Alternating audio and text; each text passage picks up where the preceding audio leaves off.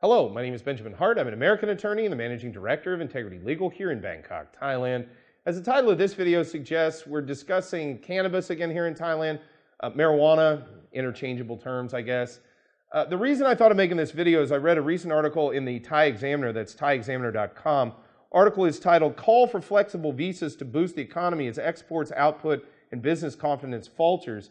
I urge those who are watching this video, go check out that article in detail. As usual, Thai Examiner does an exhaustive piece on this whole thing, a lot of facets, a lot of ins and outs, very interesting. I'm going to quote a small excerpt here, quoting directly, Danucha Pichayanan, the Secretary General of the National Economic and Social Development Council, NESDC, the government's key economic agency, and I want to repeat that, the government's key economic agency, quoting further, has called on ministers to make visa provisions for foreign tourists more flexible and user-friendly, while also marketing the kingdom's legalization of medical marijuana or pot in a bid to boost the still slow recovery of the country's critical foreign tourism industry.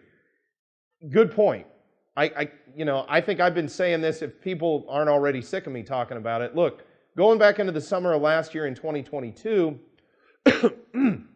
excuse me, going back into the summer of 2022, this was huge news. And I mean, it kind of came out of left field, but the legalization of cannabis, the pulling it off the narcotics list, notwithstanding the fact we still don't have a regulatory structure out there yet, but the pulling it off of the narcotics list, this was major.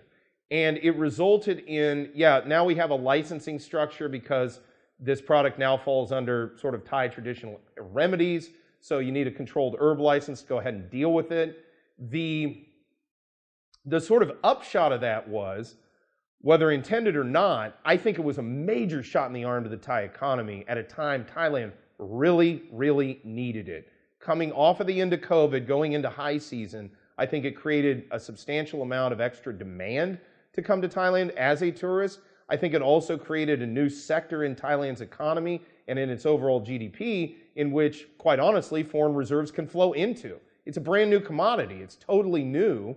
It stands to reason that essentially new money, if you will, is going to flow in there. And as we've discussed in other videos, I think it was 28 billion in market capitalization sort of appeared within weeks of the legalization move.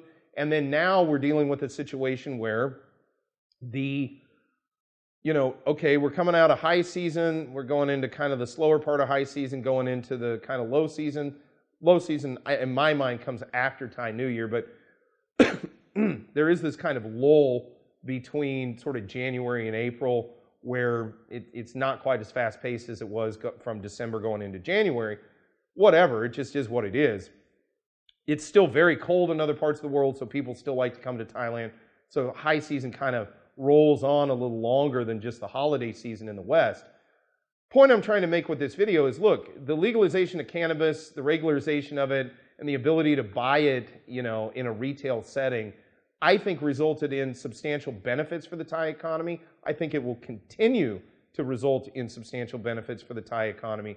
And as noted by this person in this article, who seems to agree with that, it probably is a good idea to continue on, or it seems like not a bad idea to kind of continue on to help try to boost the recovery as much as we can.